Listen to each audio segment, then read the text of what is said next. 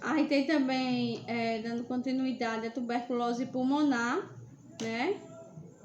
Que continua a merecer uma especial atenção dos profissionais de saúde e da sociedade como um todo, que ainda obedece a todos os critérios de priorização de um agravo em saúde pública, né? É uma grande magnitude de transcendência de vulnerabilidade, né? Então, o Brasil é um dos 22 países que priorizam pela OMS, que concentram 80% da carga mundial de tuberculose. E em 2009 foram notificados 72 mil casos novos, né, que corresponde a um coeficiente de incidência muito grande. Então, a tuberculose ela é uma doença infecciosa e contagiosa, né, causada por um micro-organismo que é denominado o Mycobacterium tuberculosis, né, que é também denominado como bacilo de Koch, que se propaga através do ar, né, por meio de gotículas, contendo os bacilos expelidos por um doente que esteja infectado com a tuberculose pulmonar, quando ele tossir, espirrar, falar, até falar em voz alta. Quando estas gotículas, no caso, elas são inaladas por pessoas sadias, provocam infecção tuberculosa, né? Então, o risco de desenvolver a doença, a infecção tuberculosa. Significa que os bacilos estão no corpo da pessoa, mas o sistema imune ele mantém esse controle, né? O sistema imune vai produzir algumas células chamadas de macrofagos que fagocitam os bacilos e formam uma barreira, né? O granuloma que mantém os bacilos sob controle. Então, a infecção tuberculosa ela é detectada apenas para a prova tuberculina. Então, as pessoas infectadas e que não estão doentes não transmitem o bacilos. Então, uma vez infectada, a pessoa pode desenvolver a tuberculose, que é a doença, né? E em qualquer fase da vida. Tudo acontece quando o sistema da pessoa imune não pode mais manter os bacilos sob controle e ele se multiplica rapidamente. Então, assim, todos os órgãos podem ser acometidos pelos bacilos da tuberculose, porém ocorre frequentemente nos pulmões, né, nos gânglios, na pleura, nos rins, no cérebro e ossos, mas todos os órgãos ele pode ser acometido. E a TB pulmonar pode ser apresentada sob a forma primária e pós-primária, ou secundária e miliar. Os sintomas clássicos de tuberculose pulmonar são tosse persistente, produtiva ou não, né? Também a pessoa pode não apresentar tosse produtiva, com muco eventualmente com sangue. A febre ela é vespertina, né, no período da tarde, e uma sudorese noturna. E a pessoa ela fica emagrecida, né? Tem um emagrecimento.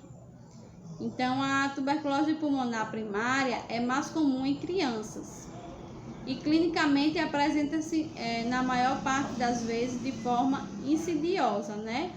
O paciente apresenta irritado, com febre baixa, sudorese noturna, inapetência, né?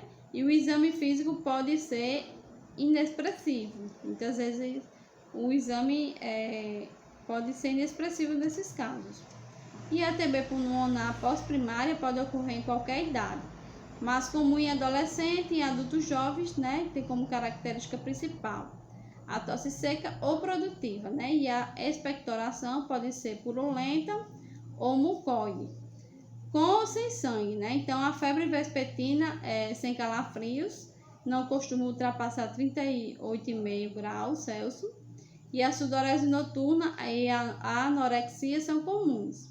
E a tuberculose miliar ela é denominada e vinculada aos aspectos radiológico pulmonar, né? Então, ela muitas vezes aparece de forma grave de doença, ocorre mais ou menos em 1% dos casos de TB em pacientes com HIV e soro negativos, né? e em até 10% soro negativo nos casos dos pacientes com HIV. E até 10% dos casos em pacientes com HIV soro positivos, né? Então, tanto pode aparecer em pacientes com HIV com soros negativos, como também em soros positivos. E em fase avançada de imunossupressão, né? Que apresenta clínica clássica e aguda, mais comum em crianças e em adultos e jovens.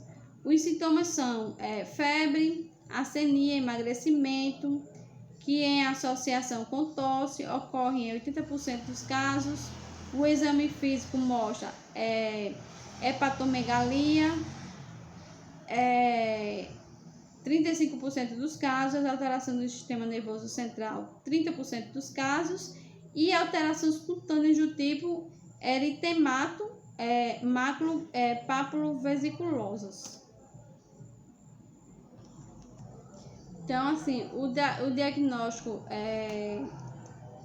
bacteriológico, né, que é através da pesquisa bacteriológica, e aí tem aquele exame microscópico, direto da baciloscopia, direto do exame de escarro, a cultura para a microbactéria, e tem também a coleta de armazenamento e transporte de material biológico para a realização de exames bacteriológicos. Então, a qualidade e a quantidade tem a qualidade, né? O volume ideal é de 5 ml a 10 ml.